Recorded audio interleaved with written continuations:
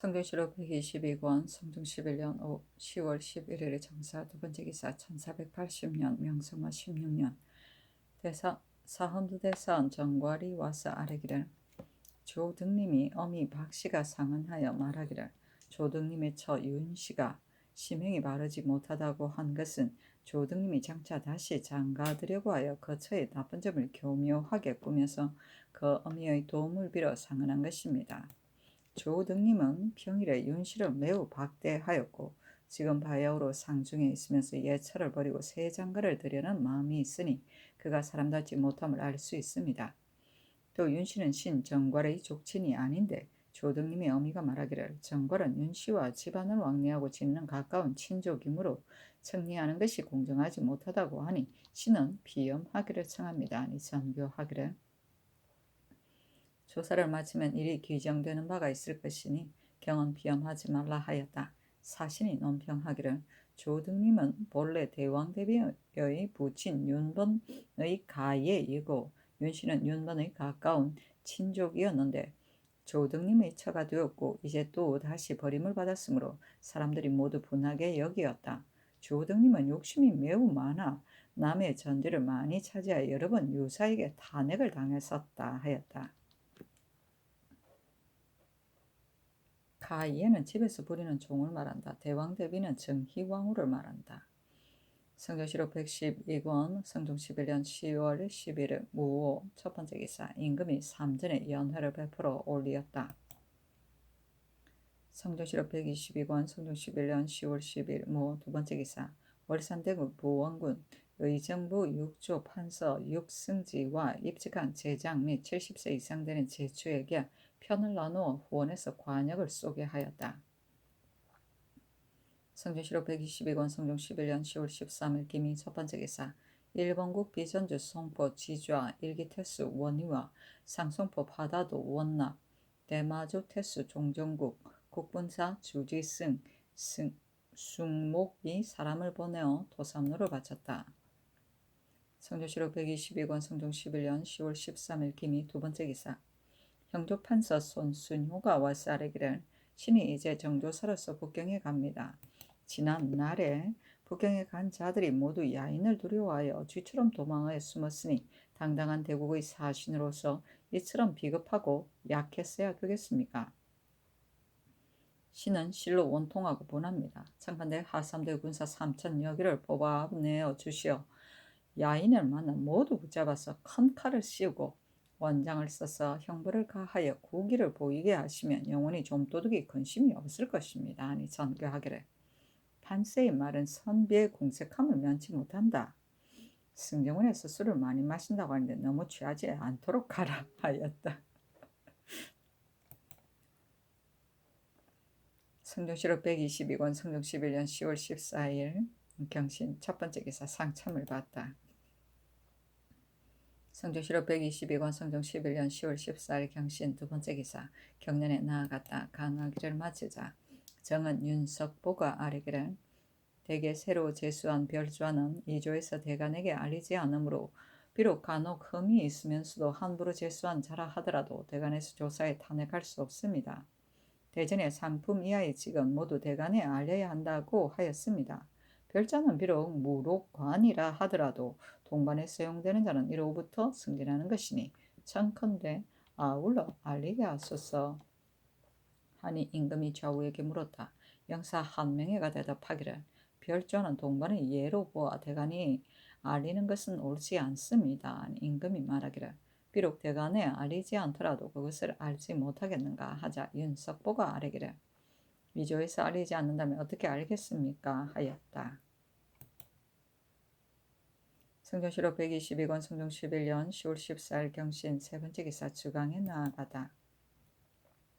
성종시록 122권 성종 11년 10월 14일 경신 네 번째 기사 석강에 나아가다 강하기를 마치자 도승지 김계창이 아뢰기를 더근대 태감 왕직이 건주의를 공격하고자 하여 군사 2만 명을 거느리고 이미 제도를 출발하였다고 합니다. 만약 우리에게 군사를 징발한다면 준비하지 않으면 안 됩니다. 하니 임금이 말하기를 옳다. 지금 야인이 만약 왕직에 입장한다는 것을 들었다면 장차 스스로 구제하기에 겨를이 없어서 반드시 우리에게 근심이 되지 않을 것이고 또 평안도가 피폐함으로 군관을 감하려고 한다 하였다. 김계창이 대답하기를 진실로 마땅합니다.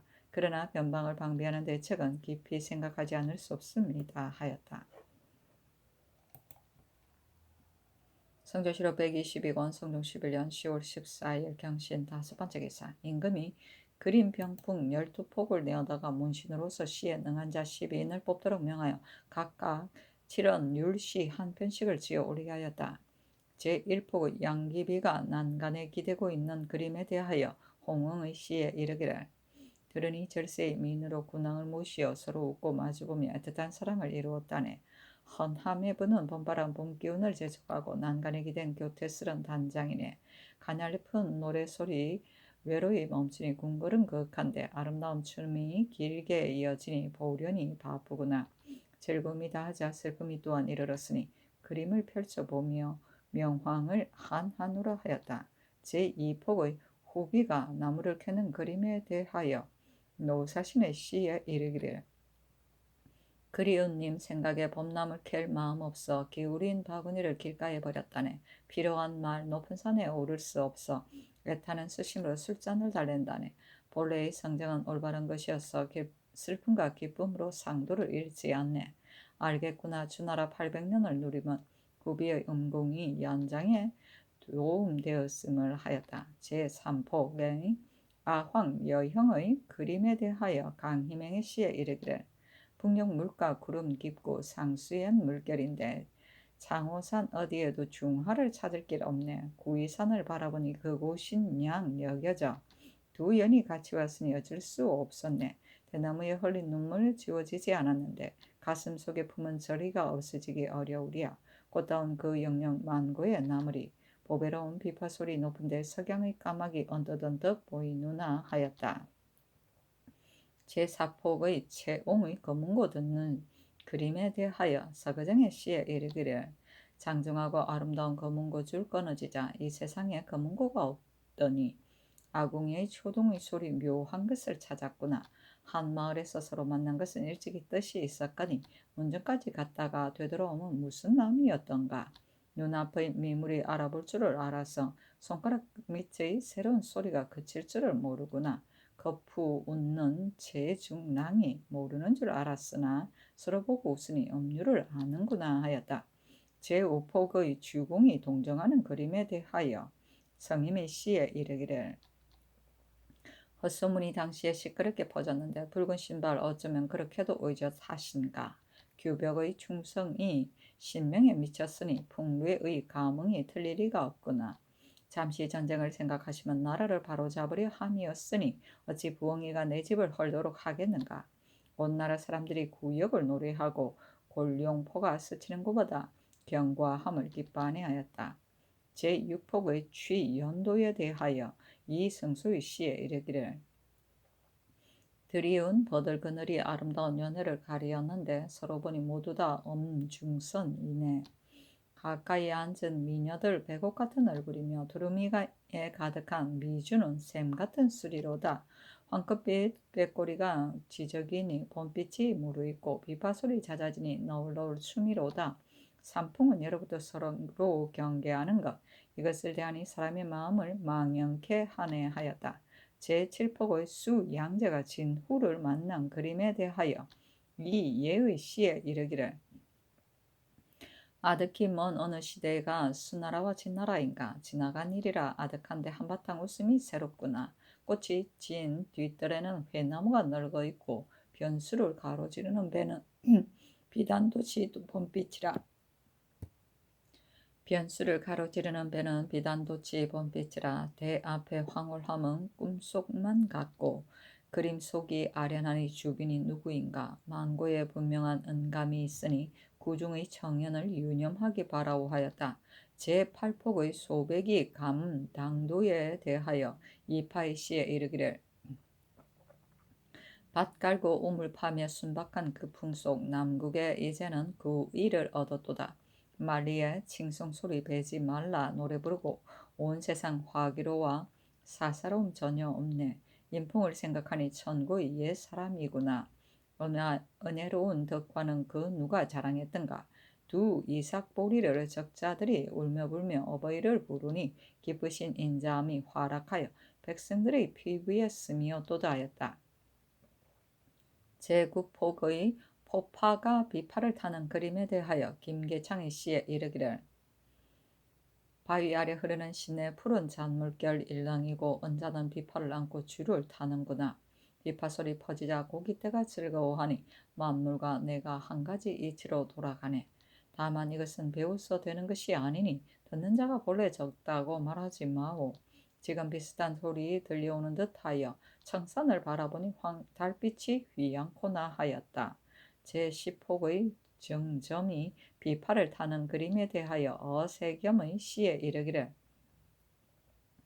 제자들이 공자님을 조용히 모셨는데 행단의 봄빛이 곳까지 사무쳤네. 태산이 멀리 서 있으니 우르르만 하구나. 기수의 바람이 이니 노래하여 돌아오네. 비파 줄 위의 천기가 손을 따라 움직이니 개중에 그 마음을 누구라 알리야. 자연과 함께 하는 이치를 찾고자 하려거든 반드시 크게 한바탕 퉁기고 비파를 놓던 때를 기억하시오 하였다. 제11폭의 눈 오는 속에서 손님을 맞이하는 그림에 대하여 권건의 시에 이르기를 아름다운 누각의 밤사이 옷가루가 뿌려져 기왓고랑 희미하게 바디랑과 같구나. 대나무를 깎은 듯한 먼 곳의 맷뿌리는 마치 옷과 같고 노수에 붙은 꽃은 봄빛을 간직하는 듯. 문전에 가득한 수레는 모두 반가운 손님인데 눈을 쓸고 맞는 이는 주인이라네. 적지 않은 사람들이 파교에서 나귀 타고 시상에 잠겨 정신을 쏟고 있네 하였다. 제12폭의 한유의 조주로 귀양가는 그림에 대하여 김훈의 시에 이르기를 천리의 먼 길에 장정과 단정이라.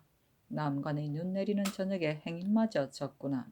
한 통의 상소로 본분을 다하고서 염장에 보내었으나 만번을 죽더라도 성명이 역사에 남았구나. 홍모 같은 신세를 부평처럼 맡기었으니 지금도 회천할 수 있는 힘이 있으니 군왕에게 보내어 시비의 평론을 구하지 마오 하였다. 임금이 홍응에게 명해 이를 쓰게 하고 옷 일령을 하사하였다. 보려는 임금이 타는 교자이다. 상수는 상죽이라 하여 상수 부근에 아황과 어형의 흘린 눈물로 얼룩져 있다는 반죽이 있다 한다. 창호사는 순임금이 죽은 곳이다. 구의사는 순임금의 종묘가 있는 곳이다. 채옹은 후한 때의 문인으로 검구를 잘 탔다가 한다. 초동은 검구의 이칭으로 초미금이라 하고도 한다. 채옹은 이웃 사람이 밥을 짓느라고 때는 오동나무를 타는 소리를 듣고 좋은 나무인 줄 알아 그 타다 남은 오동나무를 얻어 검은고를 만들었더니 과연 아름다운 소리가 났다고 하는 고사에서 유래한 말이다. 주공이 동정하는 그림은 주나라 문왕의 아들이며 무왕의 아우인 무왕은 주왕을 멸한 뒤 그 아들 무경을 언나라 고치에 봉하고 무왕의 형제인 관숙, 채숙, 곽숙의 세 사람을 하여금 감독하게 삼감이라 하였다. 무왕이 죽고 어린 성왕이 즉위하여 주공이 섭정하였는데 이때 무경은 삼감을 꿰어 주공이 왕위를 탐내고 있다고 유언을 퍼뜨리게 하였다. 이에 주공은 세상 사람들의 의혹을 풀기 위해 동쪽 땅으로 가 있었으나 마침내 임금의 의심이 풀리게 되었다. 그러자 그를 모함하던 무경과 삼감이 반란을 꾀하였으므로 성왕은 주공으로 하여금 이들을 치게 하여 동정이 행해지게 된 것이다. 규벽은 신명에게 제를 올릴 때 패백으로 쓴 것인데 무왕이 병이 들자 주공은 규벽을 가지고 제를 지내면서 자신이 대신 죽게 해달라고 하늘에 기도하였다. 성왕이 후에 이 사실을 알고서 주공에 대한 의심이 풀렸다고 한다. 풍래의 가몽은 처음 성왕이 주공을 의심하였을 때 태풍이 일어나 초목이 모두 넘어졌는데 주공의 충성심을 알고 난 후 의심이 풀리자 넘어졌던 초목이 다시 일어났다는 고사이다. 어찌 부엉이가 내 집을 헐도록 하겠는가는 시경의 빈풍 치효의 부엉아 내 자식은 이미 잡아갔지만 내 집은 헐지 마라라는 귀절에서 온 말이다. 이 시는 주공이 유언을 듣고 피해 있으면서 우국의 충정을 나타내어 성왕에게 보낸 것인데 부엉이란 삼감 등을 말하고 자식이란 성왕을 가리키며 집은 주나라를 나타내어 어린 성왕이 간신들의 손에 흔들리어 주나라가 위태로워지고 있음을 풍자한 것이다.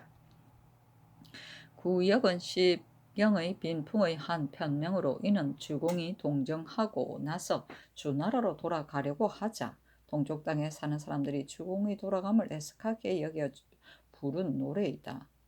음중선은 당나라 때 주호로 유명하였던 하지장, 여우, 양왕, 진, 이적지, 최종지, 소진, 이백, 장우, 초수 등에 비유한 것이다.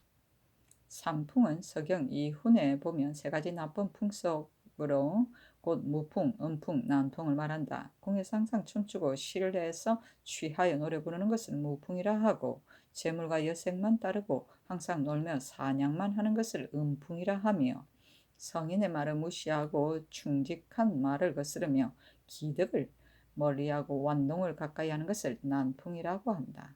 은감은 어느 나라 주왕이 거울로 삼아 경계하여 할 일을 전대의 하나라 걸왕이 어질지 못한 정치를 하여 망한 일이란 뜻에서 온 말로 거울 삼아 경계하여 할 가까운 전례를 가리킨다.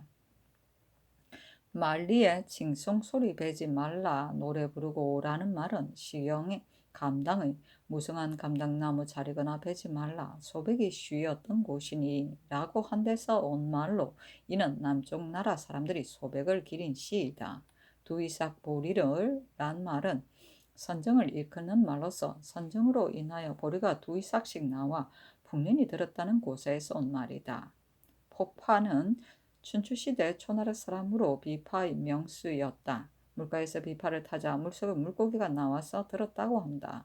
정점은 춘추시대 노나라 사람으로 자는 석이며 공자의 제자인데 노너 선진 편에 보면 공자가 제자들에게 이 상을 묻자 정석이 조용히 비파를 타고 있다가 크게 한바탕 퉁기고는 비파를 놓고 일어서서 대답하기를 늦은 봄에 봄옷을 만들어 입고 관을 쓴 대여섯과 아이들 옛 7명과 같이 기수에서 목욕하고 무우 기우제를 지내는 높은 곳 자리에서 바람을 쐬며 노래나 읊으면서 돌아오겠습니다라고 하였다는 것이다.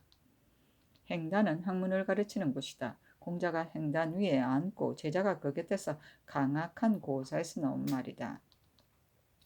파교에서 낙이 타고는 시상을 짜내는 데 가장 적당한 곳이라는 뜻인데 당나라 때의 전개는 시를 잘 지었는데 파교, 송별할 때 여기에 이르러 버들가지를 꺾어 이별의 뜻을 나타내었다는 데에 눈 내릴 때 나귀를 타고 있으면 시상이 잘 떠오른다고 한 데서 나온 고사이다. 한유는 당나라 때의 문으로서 자는 퇴지인데 헌종 때 불골 부처의 사리를 궁중으로 영입하였다는 하는 것을 간하여 남방의 조주로 귀양갔다. 장정과 단정은 예전에 심리마다 두었던 쑥역, 나그네를 묵게 하기 위하여 세운 숙소를 장정이라 하고 오리마다 두었던 쑥역을 단정이라 하였다. 염장은 더운 지방의 장기이다. 즉 조주를 말한다. 회천은 천자의 뜻을 돌이키게 함을 말한다. 성조실록 122권 성종 11년 10월 14일 경신 6번째 기사. 사음부에서 아뢰기를 전 찰방 황제는 조사로서 맹인 신년의 재물을 탐하여 그의 딸을 첩으로 삼으려고 거짓 혼서를 만들어 속이고 끼어 혼인을 하였으니 마음을 쓴 것이 간사하고 탐하여 징계하지 않을 수 없습니다. 그리고 그 모친 경신옹주는 황제를 위하여 혼서를 작성하였으니 또한 죄가 없다고 할 수 없습니다. 참컨대 종부시로 하여금 국문하게 하소서니 그대로 따르고 명하여 신년의 딸을 차로 삼게 하고 과거의 딸은 이혼하게 하였다. 성종실록 122권 성종 11년 10월 14일 경신 7번째 기사. 의관부의 사례기를 김계정의 종 자평이 횡포하게 본주인에게 거역한 죄는 유리 교부대 시에 해당합니다 하니 명하여 사형을 감하여 장 100대를 때리고 온 가족을 평안도의 관노비로 종속하게 하였다. 성경시록 122권 성종 11년 10월 15일 16 첫 번째 기사 중추부사 손순효와 이조 참판 이병정을 보내어 표문과 주본을 받들고 북경에 가서 새해를 축하하게 하였다. 임금이 백관을 거느리고 표문에 배리하기를 의식과 같이 하였다. 그 주본에 이르기를 삼가 야인에게 사람과 가축을 창탈당한 일을 아뢰입니다.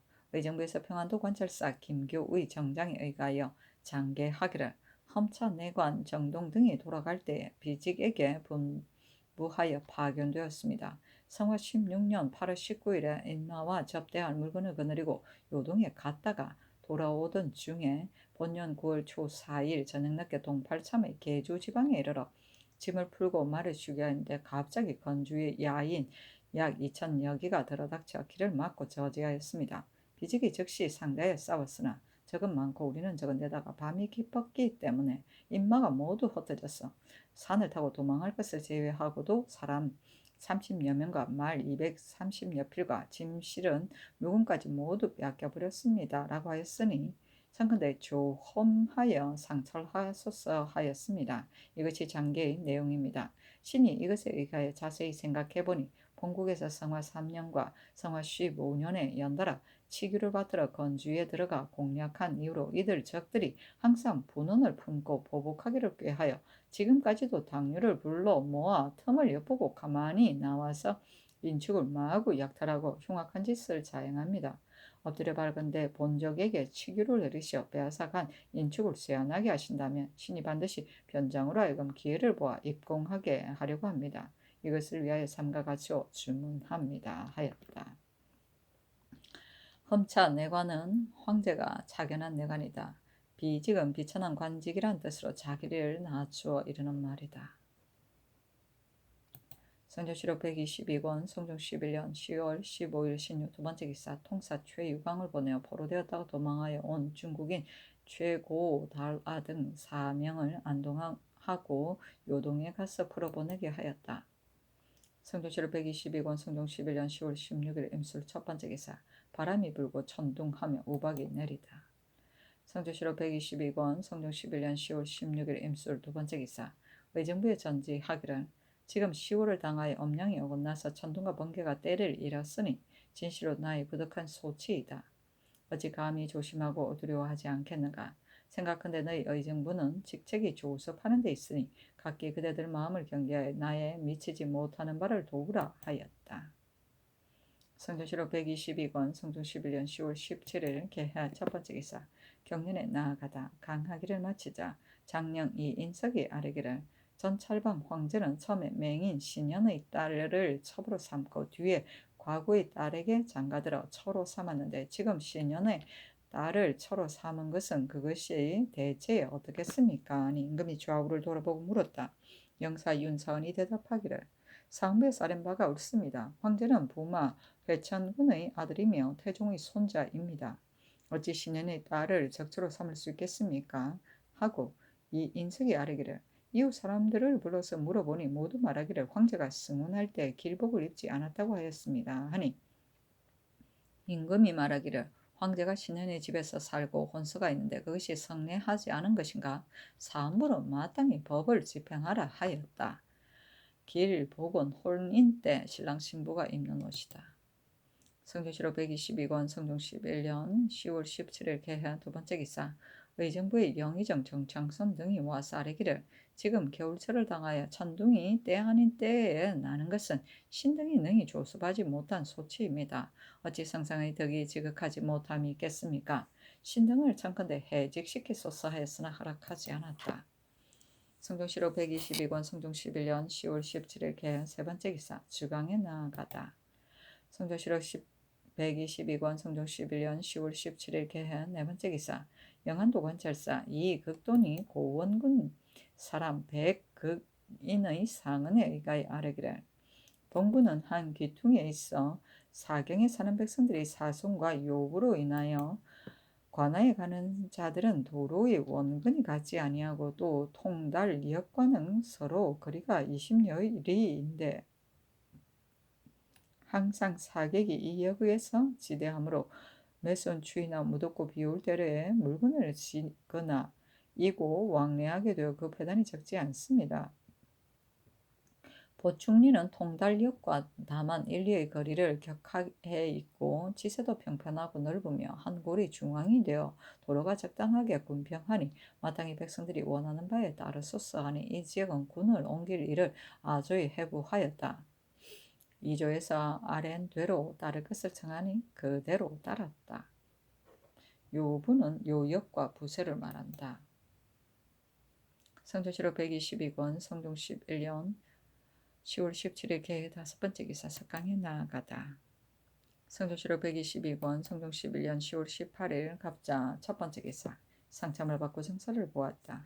동부승지 이공이 의금부에서 삼복한 어을 우동의 주의 안을 가지고 아뢰기를 어을 우동이 전에 태강수 동의 처가 되었을 때 수산수 기 등과 간통한 지회는 대명률의 남편을 배반하고 도망하여 바로 개가한 것에 비하여 교부대 시에 해당합니다. 하니 임금이 주하부에게 물었다. 영의정 정창손이 대답하기를 태형이나 장형의 죄는 혹 비유를 논단할 수 있지만 사형에 이르러서 어찌 비유를 할 수 있겠습니까? 태종조에 이와 같이 엄탕한 자가 있어 간혹 극형에 처하였으나 이것은 특별히 율 밖의 형벌이었는데 어찌 후세에서 법을 삼을 수 있겠습니까? 지금 어울우동의 죄는 비록 주사를 용서할 수 없지만 인주는 살리기를 좋아하는 것으로서 덕을 삼아 율 밖의 형벌을 써서는 안 됩니다. 하고 도승지 김계창은 아뢰기를 어울우동은 다른 엄탕한 자와 비할 수 없습니다. 종실의 처로서 종실의 건친과 간통을 하고 또 직업인은 일찍이 종의 남편이 되었는데도 그와 간통을 하였으니 마땅히 극형에 처해야 합니다. 하고 여조참판 김순명과 한승부 주하윤 이극기는 아뢰기를 인주가 형벌을 쓰는 것은 마땅히 정류를 써야 하고 비유를 하여 죽여서는 안 됩니다. 하니 임금이 말하기를 지금 풍속이 아름답지 못하여 여자들이 엄행을 많이 자행한다. 만약에 법으로서 엄하게 다스리지 않는다면 사람들이 징계되는 바가 없을 텐데 풍속이 어떻게 바로워지겠는가? 옛 사람이 이르기를 끝내 나쁜 짓을 하면 사형에 처한다고 하였다. 어울우동이 엄행을 자행한 것이 이와 같은데 중전에 처하지 않고서야 어찌하겠는가 하였다. 정창손이 아뢰기를 사형수에 대하여 복심하여 아뢰는 까닭은 죄수를 위하여 살리기를 구하는 것이니 한때의 노염으로 인하여 경솔이 율 밖의 중전을 써서는 옳지 못합니다. 또 풍속이 어찌 형벌로서 갑자기 변하겠습니까? 하니 임금이 말하기를 형벌하는 까닭은 교화를 돕고자 함인데 만약에 풍속을 고칠 수 없다면 나라를 다스리는데 어찌 반드시 형벌을 쓰겠는가? 어울우동의 음행이 이와 같은데 지금 엄하게 징계하지 않는다며 고려 말세에 엄난한 풍속이 이로부터 일어날까 두렵다 하였다. 김계창이 또 곧 아뢰기를 형벌이란 시대에 따라서 가볍게도 하고 무겁게도 하는 것입니다. 어울우동은 엄난하게 이와 같으니 반드시 중전에 처해야 합니다. 하니 임금이 말하기를 옳다 하였다. 사신이 논평하기를 김계창은 임금의 뜻을 헤아려 깨닫고 힘써 영합하기만 하였다. 소위 시대에 따라서 가볍게도 하고 무겁게도 한다는 것이 율 밖의 형벌을 말함이겠는가? 감히 이 말을 속에서 인용하여 중전을 쓰도록 권하였으니 이때 의논이 그르게 여기었다 하였다. 비율은 죄에 맞는 정조가 없을 때 비슷한 조문을 비의합니다. 성조실록 122권 성종 11년 10월 18일 갑자 두번째 기사 경년에 나아가다. 성종실록 122권 성종 11년 10월 18일 갑자 세번째 기사 일본국 비전주 평호 우진 비주 태수 원풍구 서해도 대마주 관처수 진성행 원마주 일양태수 성구 축전주 대마주 이주 수호대관 종 삼랑 무가가 사람을 보내어 도산노를 바쳤다. 성조실록 122권 성종 11년 10월 18일 갑자 네번째 기사 병조에서 아뢰기를 편전은 적을 맞는 장기인데도 전혀 연습을 하지 아니하여 지금 갑사 300여인을 시험하는 데에 한 대를 마친 자는 28인이고 두 대를 마친 자는 겨우 2인뿐입니다. 청와대 편전을 마친 자는 점수 10분을 더 주고 중앙의 표적을 마친 자는 갑절인 20분을 주어 권리하는 방도를 삼으소서 하니 그대로 따랐다. 성종시로 122권 성종 11년 10월 18일 갑자 5번째 기사. 어울우동을 교형에 처하였다. 어울우동은 바로 승무는 지사 박윤창의 딸인데 처음에 태강수 동에게 시집가서 행실을 잘못 상가지 못하였다. 태강수 동이 일찍이 은장이의 집에다 맞이하여 언기를 만들었는데 어울우동이 은장이를 보고 좋아하여 거짓으로 계집종처럼 하고 나가서 서로 이야기하며 마음속으로 가까이 하려고 하였다. 태강수 동이 그것을 알고 곧 쫓아내어 어울우동은 어미 집으로 돌아가서 홀로 앉아 슬퍼하며 탄식하였는데 한 계집종이 이러하기를 사람이 얼마나 살기에 상심하고 탄식하기를 그처럼 하십니까? 오종년이라는 이는 일찍이 산부의 도리가 되었고 용모도 아름답기가 태강수보다 월등히 나오며 좁게도 천하지 않으니 배필을 삼을 만합니다. 주인께서 만약 생각이 있으시면 제가 마땅히 주인을 위해서 불러오겠습니다 하니 어울우동이 머리를 끄덕였다. 어느 날 계집종이 오종년을 맞이하여 오니 어울우동이 맞아들여 간통을 하였다. 또 일찍이 미복을 하고 방산수 난의 집 앞을 지나다가 난이 맞아들여 간통을 하였는데 정후가 매우 두터워서 난이 자기의 팔뚝에 이름을 새기기를 청하여 먹물로 이름을 새기었다. 또 다른 날에 화장을 하고 나가 놀다가 도성 서쪽에 그네 뛰는 놀이를 구경하는데 수산수 기가 보고 좋아하여 그 계집종에 묻기를 네 집의 여자냐 하였더니 계집종이 대답하기를 내금이의 첩입니다 하여 마침내 남양 경주로 맞아들여 정을 통했다. 정의감 생도 박강창이 종을 파는 일로 인해 어울우동이 집에 이르러서 값을 직접 의논하기를 청하니 어울우동이 박강창을 나와서 보고 꼬리를 쳐서 맞아들여 간통을 하였는데 어울우동이 가장 사랑하여 또 팔뚝에다 이름을 새겼다. 또 이근지란 자가 있는데 어울우동이 어명을 좋아한다는 소문을 듣고 간통하려고 하여 직접 그의 문에 가서 거짓으로 방산수의 심부름 온 사람이라고 칭하니 어울우동이 나와서 이근지를 보고 문득 붙잡고서 간통하였다. 내금이 구전이 어울우동과 단장을 사이에 두고 살았는데 하루는 어울우동이 그의 집 정원에 있는 것을 보고 마침내 담을 뛰어넘어 서로 붙들고 익실로 들어가서 간통하였다. 생은 이승원이 일찍이 집 앞에 서 있다가 어울우동이 걸어서 지나가는 것을 보고 그 계집종의 묻기를 지방에서 뽑아올린 새 기생이 아니냐 하니 계집종이 말하기를 그렇습니다 하자 이승원이 뒤를 따라가며 희롱도 하고 말도 붙이며 그 집에 이르러 침방에 들어가 비파를 보고 가져다가 탔다. 어울우동이 성명을 묻자 대답하기를 이생원이라 하니 어울우동이 말하기를 장안에 이생원이 얼마인지 모르는데 어떻게 성명을 알겠는가 하므로 이생원이 대답하기를 춘향군의 사위 이생원을 누가 모르는가 하였는데 마침내 함께 동숙하였다. 항록 홍찬이 처음 과거에 올라 육아하다가 방산수의 집을 지날 적에 어울우동에 살며시 엿보고 간통하고 싶은 마음이 있었는데 그 뒤에 길에서 만나자 소매로 그의 얼굴을 슬쩍 건드리어 홍찬이 마침내 그의 집에 이르러 간통하였다.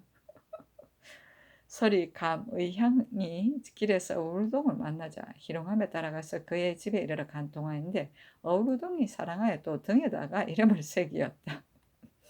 밀성군의 종 지급이가 이웃에서 살았는데 틈을 타서 간통하려고 하여 어느 날 새벽에 어울우동이 일찌감 지나가는 것을 보고 위협하여 말하기를 부인께서 어찌하여 밤을 틈타 나가시오. 내가 장차 크게 떠들어서 이웃 마을에 모두 알게 하면 큰 옥사가 장차 일어날 것이오 하니 어울우동이 두려워서 마침내 안으로 불러들여 간통하였다.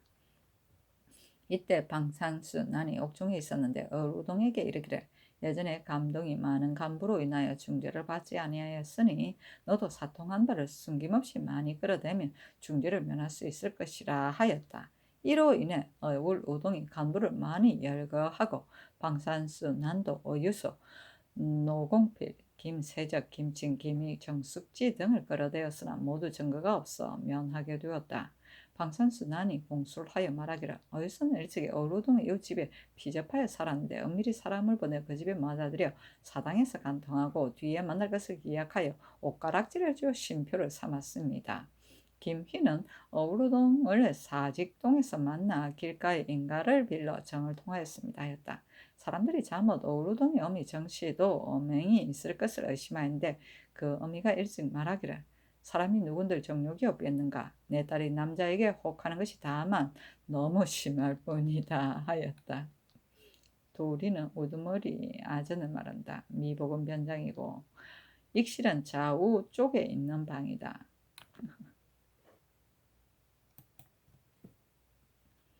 성조실록 122권 성종 11년 10월 18일 갑자 여섯 번째 기사 12일에 사후하였을 때 이기지 못한 자에게 훈련원에서 잔치를 베풀도록 명하고 주악을 내려주었으며 또 승지에게 명하여 운을 나누어 가서 참석하게 하였다.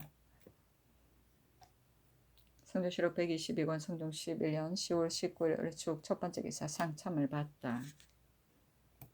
성조실록 122권 성종 11년 10월 19일 을축 두 번째 기사 경년에 나아갔다 강하기를 마치자 사관 이세필이 아뢰기를 대전의 법에 새로 제수하는 상품이하여 관원은 내력을 갖추어 대간에 입문하여 조사하게 하였으니 참건대 무록관이라도 새로 제수하는 자는 아무로 대간에 입문하여 조사하게 하소서 하는 임금이 좌우에게 물었다.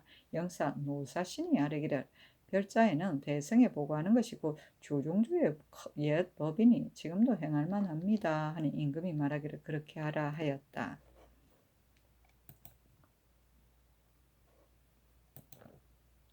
성종실록 122권 성종 11년 10월 19일 을축 세 번째 기사 주강에 나아가다 시독관 이장신이 아뢰기를 지난번에 명령을 받고 하늘을 두목 대경에게 질정하였는데 대경이 노글대와 박통사를 보고 말하기를 이것은 바로 원나라 때의 말이므로 지금의 중국말과는 매우 달라서 이해하지 못할 데가 많이 있다고 하고 즉시 지금의 말로 두어 규지를 고치니 모두 해독할 수 있었습니다.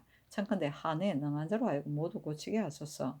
그리고 전에 영중추 이병과 고령부원군 신숙주가 중국말로 책 하나를 지어 이름을 훈세평화라 하였는데 그 원본은 성문원에 있습니다. 하니 임금이 말하기를 그것을 속기 간행하고 또 한해에 능한 자를 선발하여 노골대와 박통사를 산계하라 하였다. 산계는 그의 귀절을 짓고 고치어 바로 잡읍니다.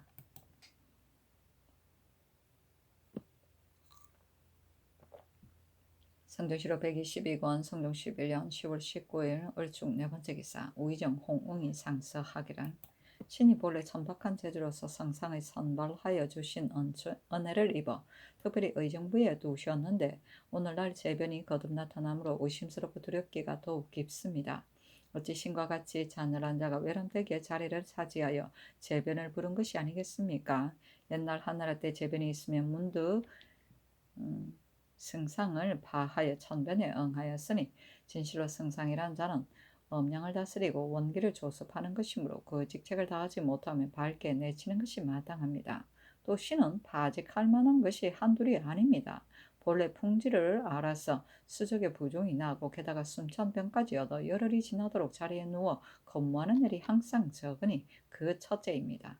훌륭한 모체가 좋은 계략이 없이 여러 사람과 진퇴를 같이하여 오랫동안 직책을 배하였으니 그 둘째입니다. 전에 이조 판서를 맡아 주의를 잘못하여 사헌부의 행론을 받아 무리가 그르게 여기니 그 셋째입니다. 반복하여 생각한데 지금의 재변이 신 때문이 아니고 무엇이겠습니까? 엎드려 바라건대 신의 직책을 속히 파하시어 하늘의 견책에 답하소서 하였으나 윤화하지 않았다. 성종실록 122권 성종 11년 10월 19일 을축 다섯 번째 기사 석강에 나아가다. 성종실록 122권 성종 11년 10월 19일 을축 여섯 번째 기사 이 예를 자헌대부 형조판서로 정난종을 자헌대부 한성부 판윤으로 홍귀 달을 가선대부 형조 참판으로 삼았다.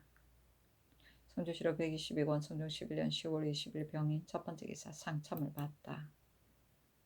성종실록 122권 성종 11년 10월 20일 병인 두 번째 기사 경년에 나아갔다 강하기를 마치자 영사 이극배와 지사 강희맹이 아뢰기를 자치통감은 사가의 근본이고 성리대전은 이학의 연원이니 이 두 책은 강하지 않을 수 없습니다.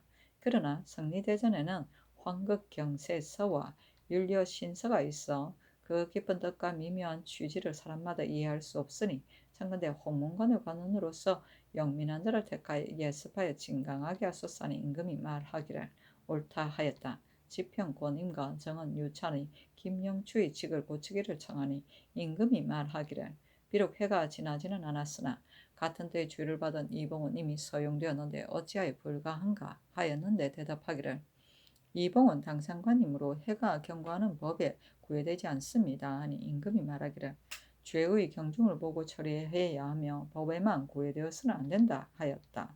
임금이 좌우에게 묻기를 올적합 도가그가 지난 무자년에 영안도에 온성에 쳐들어와서 양녀인 산덕을 사로잡아다가 처로 삼았는데 지금 내조하였으니 어떻게 처리할 것인가 하니 이 극배가 대답하기를 의금부로 하여금 나장을 많이 써서 위험이 있게 잡아다가 옥에 가두고 공문화의 무서운 줄을 알게 한 연후에 특별히 용서해주고 추장에게 효유하시면 은혜가 뜻밖에서 야인들이 모두 위덕에 감복할 것입니다 하니 임금이 말하기를 옳다 하였다. 성조실록 122권 성종 11년 10월 20일 병인 세 번째 기사 의금부에 전지하기를 지금 내조한 올적합 도가근은 지난 무자년에 영안도의 온성을 노략질을 하고서 양녀인 산덕을 사로잡아다가 처로 삼고 아들을 낳았으나 변장이 그 아비를 시켜 찾아서 데려오게 하였는데도 즉시 주어 돌려보내지 않았으니 그것을 국문화에 아래라 하고 곧 영중추부사 이극배와 동부승지 이공에게 명하여 의금부에 가서 국문하게 하였다. 성조실록 122권 성종 11년 10월 21일 정묘 첫 번째 기사 조참을 받다. 성조실록 122권 성종 11년 10월 21일 정묘 두 번째 기사 경연에 나아갔다. 강하기를 마치자 장령 이인석과 정은 윤석보가 김영추의 직을 고치기를 청하는 임금이 말하기를 김영추는 그 어미의 상언으로 인하여 특별히 명하여서 소용한 것이다 하였다. 윤석보가 아뢰기를 마땅히 경련법을 고친 뒤에야 소용할 수 있습니다 하니 임금이 말하기를 그를 체임하라 하였다. 경련법은 관리로서 죄를 범하여 면직된 사람은 일정한 횟수가 경과해야만 다시 소용하도록 규정한 법이다. 성조실록 122권 성종 11년 10월 21일 정묘 세 번째 기사 주강에 나아가다. 성조실록 122권 성종 11년 10월 21일 정묘 네 번째 기사 석강에 나아가다. 성조실록 122권 성종 11년 10월 20일 무진 첫 번째 기사 상참을 받다.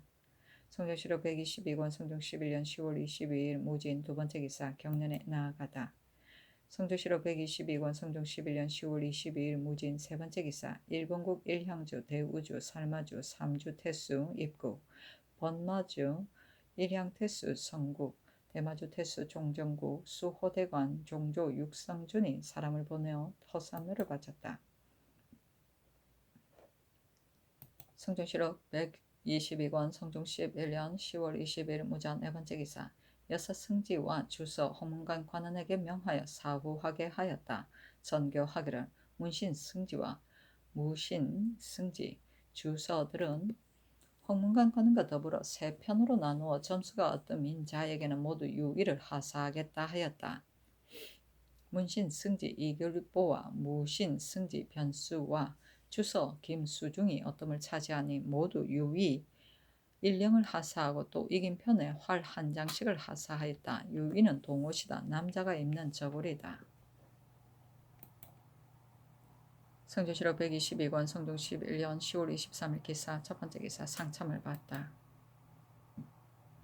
성조실록 122권 성종 11년 10월 23일 기사 두 번째 기사 대사헌 경련에 나아갔다. 강하기를 마치자 대사헌 전괄과 대사관 김작이 아뢰기를 인피현령 길인종이 함부로 형벌하여 사람을 죽였는데 다만 파직하도록 명하셨으니 청컨대 대전에 의하여 주의를 주소서 하니 임금이 말하기를 듣건대 한현의 백성들이 모두 그의 정사를 편하게 여기는데 아전들이 그의 굳세고 과감함을 싫어하여 제거하고자 꾀하여서 여기에 빠진 것이라 한다. 그러나 함부로 형벌한 죄를 온전히 풀어줄 수 없기 때문에 다만 파직을 하였을 뿐이다 하였다. 정괄들이 등이 다시 아뢰었으나 들어주지 않았다. 성조실록 122권 성종 11년 10월 23일 기사 세 번째 기사 형조에서 삼복하여 아뢰기를 부령의 죄수인 양인 박석금이 어버이를 버리고 나라를 배반하여 저쪽 땅으로 도망에 들어간 죄는 유리 참부대시에 처하고 그 아내와 자녀는 공신의 집에 주어 노비를 삼게 하고 그 재산은 관가에 몰수하고 부모와 조부, 손자, 형제는 모두 유 2천리에 처하는 데 해당합니다. 니 그대로 따랐다. 성조실록 122권 성종 11년 10월 23일 기사 네 번째 기사 사헌부에서 아뢰기를 조등림은 본시 전내로서 외람되게 작상을 받고 세족과 혼인관계를 맺었으니 성상의 은혜가 이미 지나칩니다. 그런데도 아비의 상중에 다시 장가갈 것을 생각하여 그 아내 윤씨가 부도를 따르지 않았다고 하면서 그 어미를 핑계대고 윤씨에게 죄를 전가시켜 상언하는 글을 내었으니 잔인하고 박악함이 이보다 심할 수 없습니다. 참근대 고신을 추탈하고 추국하소서하니 명하여 추국하지 말게 하고 그 어미의 원에 따라 이혼하게 하였다. 성조실록 122권 성종 11년 10월 23일 기사 다섯 번째 기사 주강에 나아가다. 성조실록 122권 성종 11년 10월 23일 기사 여섯 번째 기사 석강에 나아가다. 성종실록 122권 성종 11년 10월 24일 경우 첫 번째 기사 상참을 받고 정사를 보다. 성종실록 122권 성종 11년 10월 24일 경우 두 번째 기사 경련에 나아가다. 성종실록 122권 성종 11년 10월 24일 경우 세 번째 기사 선정전에 나아갔다. 승지 채수와 이공이 들어와서 공사를 아뢰었다. 채수가 아뢰기를 덕근대 왕직이 군사를 거느리고 동정한다 하는데 만약 그렇다면 반드시 우리에게 군사를 청할 것입니다. 지난 회에는 오랑캐들이 방비가 없는 틈을 타서 다행히 승리를 얻을 수 있었는데 정동이 이것으로 인해 와서 하사한 것이 비록 많았으나 그로 인해 받은 폐해가 적지 않습니다. 세종조에 중국에서 군사를 청했을 적에 우리나라의 흉년이 들고 또 사면에서 적의 공격을 받는다고 핑계대어 마침내 따르지 않았습니다. 신의 생각에는 비록 군사를 청한다 해도 따를 수 없다고 여깁니다. 하니 임금이 말하기를 겨울철과 여름철에는 군사를 일으키는 것이 아닌데 지난해의 거사는 진시로 만전한 것이 아니었다. 지금 비록 군사를 청한다 해도 그것을 따를 수 있겠는가 하였다. 성조실록 122권 성종 11년 10월 24일 경우 네 번째 기사 주강에 나아가다. 성조실록 122권 성종 11년 10월 24일 경우 다섯 번째 기사 석강에 나아가다. 성조실록 122권 성종 11년 10월 25일 심리 첫 번째 기사 조참을 받다. 성조실록 122권 성종 11년 10월 25일 심리 두 번째 기사 경련에 나아가다. 성조실록 122권 성종 11년 10월 25일 심리 세 번째 기사 사헌부에서 아뢰기를 동지 중추부사 강계숙과 부사장 정효지, 정윤래, 정지행, 사맹, 정효공, 정군생, 정효선, 부사영, 김윤형, 수의부의, 김염 등이 중국 사신을 연줄로 관직과 전민, 가사를 청구하고 그 처자들을 양면으로 만든 죄는 유리 참대시에 처하고 그 처자들은 2천리 밖으로 귀양 보내어 안치하는 데 해당합니다. 하니 명하여 모두 논하지 말게 하였다. 성조실록 122권 성종 11년 10월 26일 임신 첫 번째 기사 상참을 받다.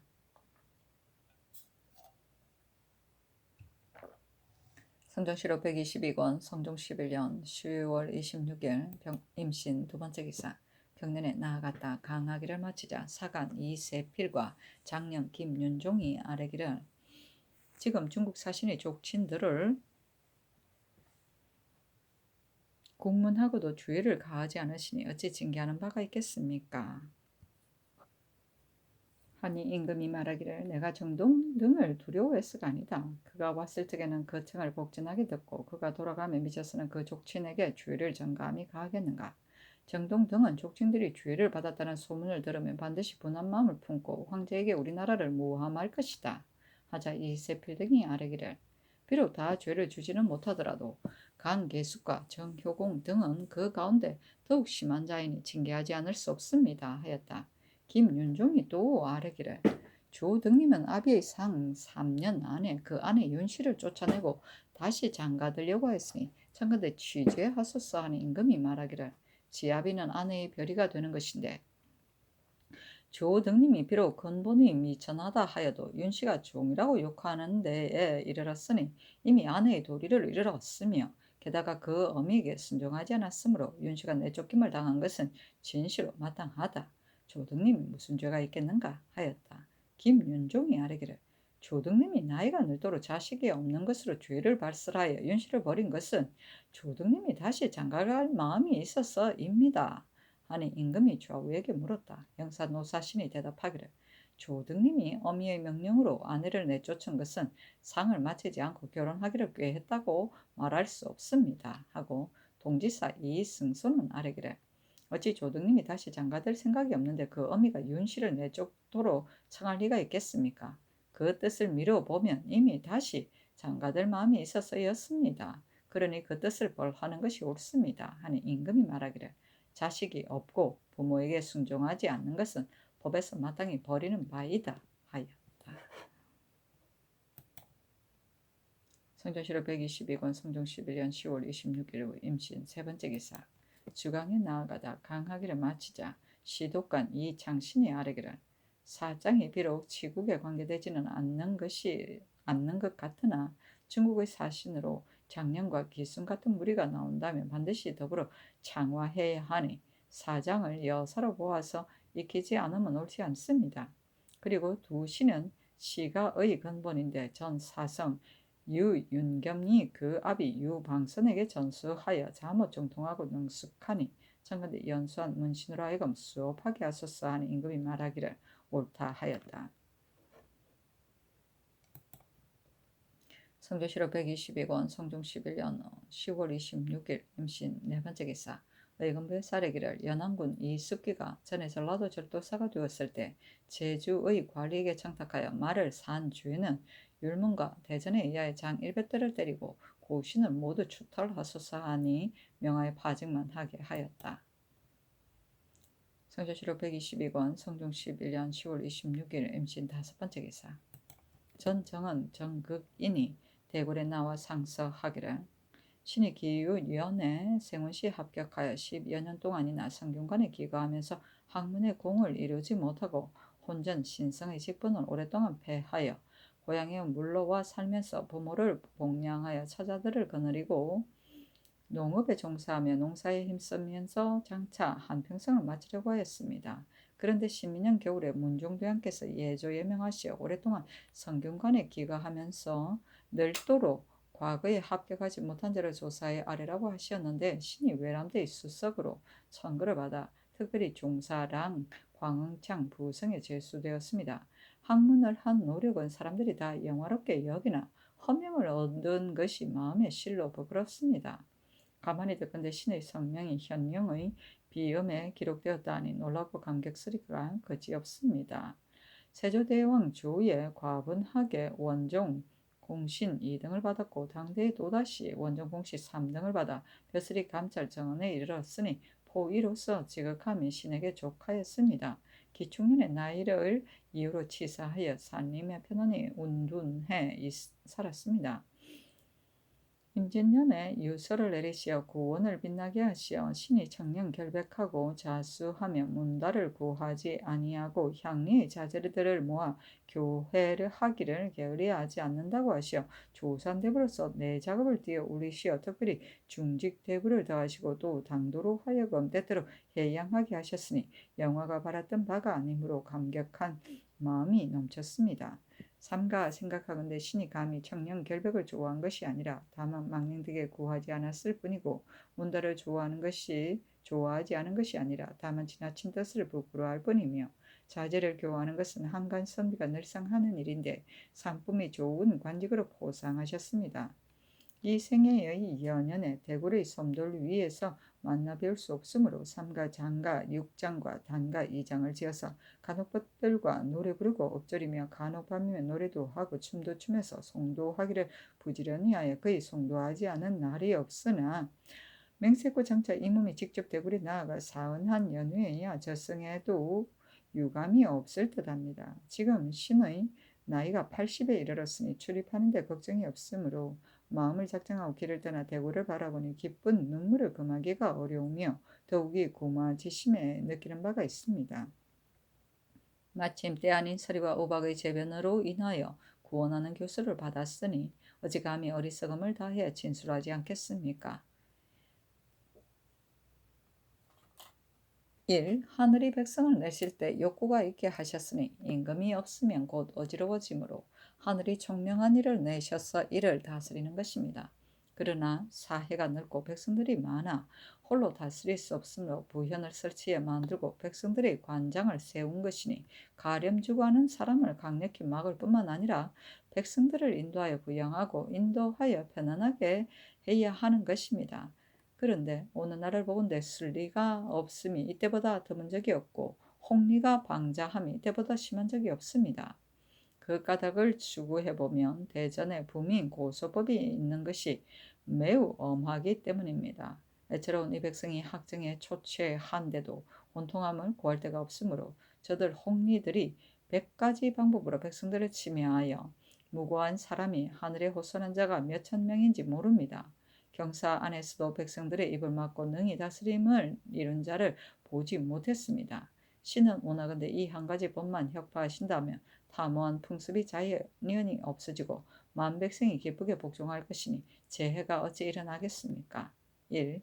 향리는 되도록 그 임무를 전하여서 백성을 침어함으로 금지하고 방비하여 금하지 않을 수 없습니다. 그러므로 대전의 원악 향리 주위에 그 조목이 10가지나 있습니다. 강령하고 청렴, 근신하는 수령은 이른바 원악이라는 자가 자연히 두려워하고 복종해서 감히 백성을 침어할 슬쩍을 베풀지 못하나 재화와 보물을 모으는 수령은 이른바 원악이란 자가 끓이는 바가 없어 백성들을 잔악하게 침해하기 때문에 하늘이 백성들을 불쌍히 여겨 재해가 아울러 이르는 것입니다.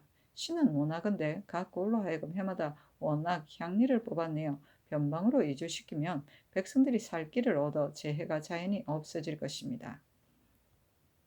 1. 불교가 이 세상에 유익한지 신은 어리석어 의심하여 알지 못하겠습니다.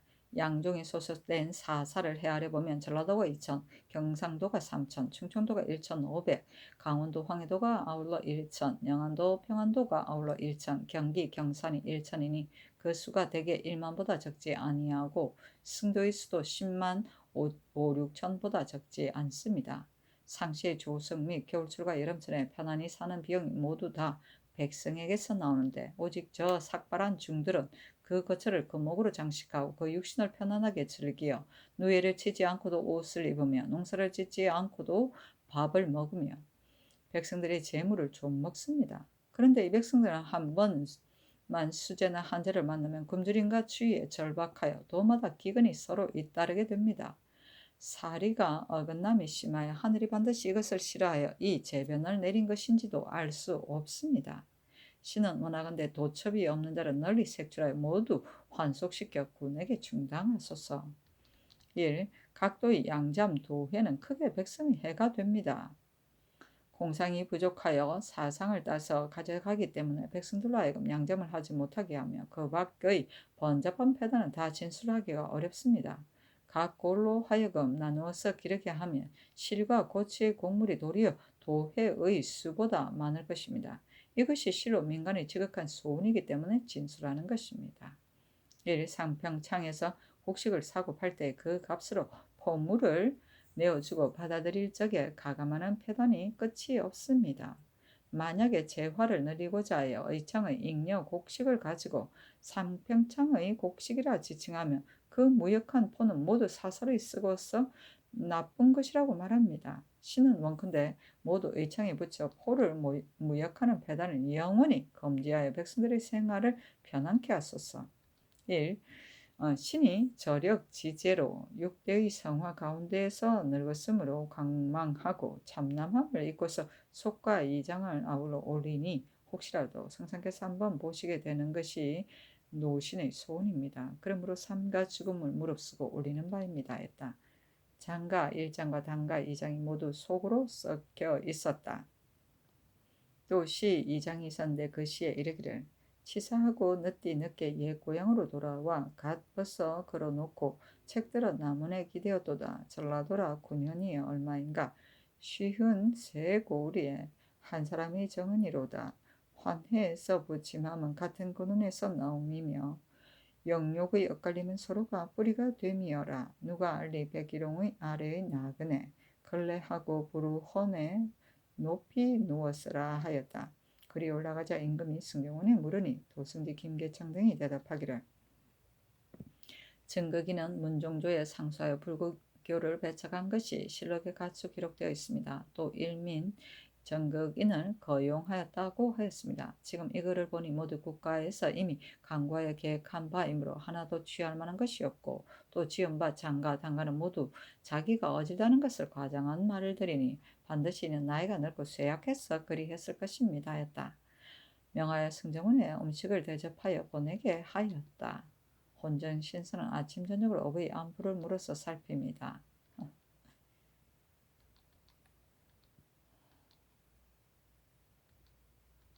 부민고수법은 백성이 수령의 주의 악을 가지고 서로 고하거나 말하는 자가 있으면 수령이 좌제시키도록 하는 법이다. 이는 존장을 우대하는 풍속을 해치지 않기 위한 것이었다. 워낙 향리는 악한 일을 하던 지방 관세의 아전이다. 경국대전에 보면 수령을 조정 농락하여 권력을 제 마음대로 부려 폐단을 일으키는 자, 뇌물을 받고 부역을 불공평하게 하는 자, 세를 수납할 때 과징하여 남용하는 자, 양민을 불법으로 끌어다 남몰래 부려먹는 자 등이라고 하였다. 상평창은 물가를 조절하기 위하여 설치된 관아이다. 즉 물가가 내릴 때는 싼 값으로 물건을 사들이다가 물가가 오를 때 다시 싼 값으로 물건을 파는 역할을 하였다. 의창은 흉년에 가난한 백성들을 구제할 목적으로 평년의 백성들로 하여금 공유의 여분을 거두어 들여 보관하던 창고이다. 춘절기에 나눠주었다가 가을철에 다시 거두었다. 저력지휘제는 쓸모가 없는 사람의 비유이다. 걸해는 나이 많은 관원이 사직을 주청하는 것이다. 자신의 뼈를 가져다 고향에 묻겠다는 뜻이다. 걸해 고리라고 한다. 일민은 학행이 있고도 세상에 나가지 않고 묻혀서 지내는 사람이다.